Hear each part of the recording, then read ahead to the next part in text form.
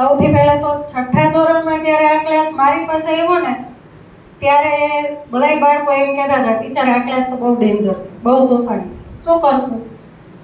પછી એમ વિચાર્યું કે જે તોફાની બાળકો હોય ને એનામાં શક્તિ ઘણી બધી હોય, એવું વિચાર્યું મેં.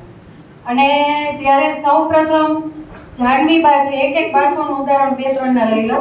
સરવૈયા જાનવીબા છે, એનો પહેલો દિવસ જ્યારે શાળામાં હતો ત્યારે કંઈક ઊંચે અવાજે કંઈક કહેવાય જાય ને એટલે તરત રોવા માંડે. ભાવિકા છે, એને કંઈ કહેવાય જાય એટલે તરત રોવા માંડે. ફરિયાદ એની કંઈ પણ આવે.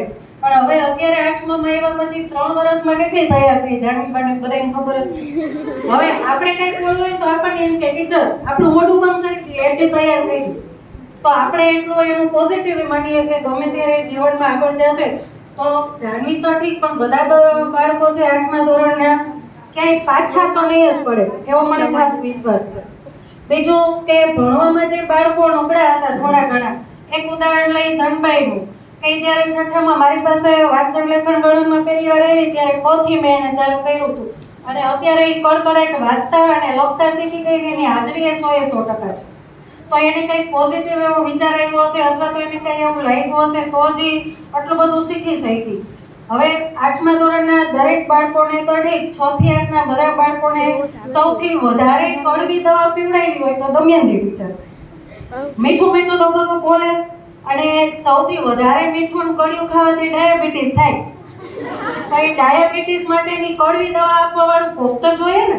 એટલે સૌથી વધારે કડવી દવા જે મેં આપી છે એ જીવનમાં યાદ રાખવા જેવી છે કે જેથી કરીને જ્યારે કંઈ પણ મુશ્કેલીનો સમય આવે ત્યારે મને યાદ કરવાની, કડવી દવા યાદ કરવાની એટલે કંઈક રસ્તો નીકળી જાય.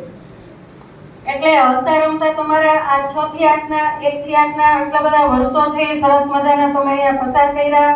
તમને ઘણું બધું બધા શિક્ષકોએ ઘણું બધું માર્ગદર્શન આપ્યું છે અને અહીંથી જે બોલવાની શરૂઆત છે, હું એટલું બધું તમારા જેટલું નથી બોલી શકતી, હું સ્વીકારું છું.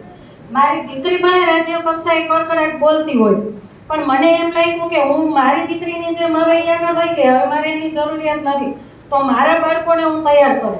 તો અત્યાર સુધીમાં ઘણા બધા બાળકોને આપણે બધાએ, મેં કે નહીં પણ બધાનો ફાળો છે, તૈયાર કરીને આગળ મોકલે છે.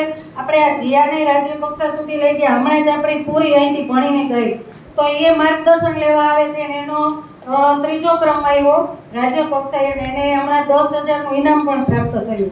તો એ બાળકો છે આપણી પાસે કાંઈક વિચારીને આવે છે કે ભાઈ અમને માર્ગદર્શન આપો.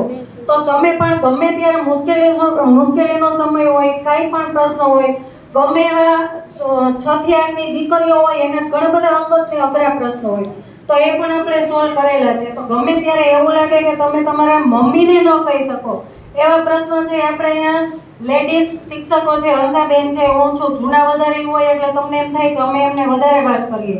તો આવા પ્રશ્નો આપણે સોલ્વ કરેલા છે. ભવિષ્યમાં એવું ગમે ત્યારે લાગે કે મમ્મીને વાત નથી કરવી તો અહીંયા દોડીને અહીંયા આવી જાજો. અહીંયા આપણે બેસીને સાથે પ્રશ્ન છે તો એનું સમાધાન કરશું. અને આ 3 વર્ષ દરમિયાન જો કાંઈ વધારે કહેવાય ગયું હોય તો માફ, ધન્યવાદ.